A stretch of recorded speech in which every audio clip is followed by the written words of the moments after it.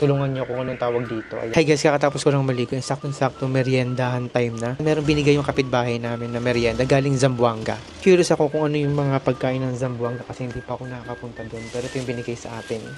Isang plastic. Nakita ko na to kanina, tapos parang gusto ko i-content kasi hindi rin alam ni mama kung anong tawag dito sa merienda na to. Ayan, dalawang binigay sa amin. Naka-plastic lang siya. Ayan, sa mga taga Zamboanga dyan or sa mga nakakalam dyan, baka naman tulungan nyo kung anong tawag dito. Ayan, kung nakikita nyo, ganyan siya. Yung una ko nga is akala ko ano siya, parang nyog na matamis. Pero crunchy siya. So, tikman na natin.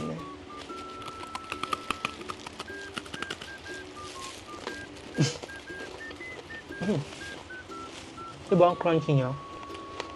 Kita niyo ba? Lasa niya is hindi siya matamis, hindi siya matabang, sakto lang. Pero gusto ko malaman kung anong tawag dito. Ano ba talaga to?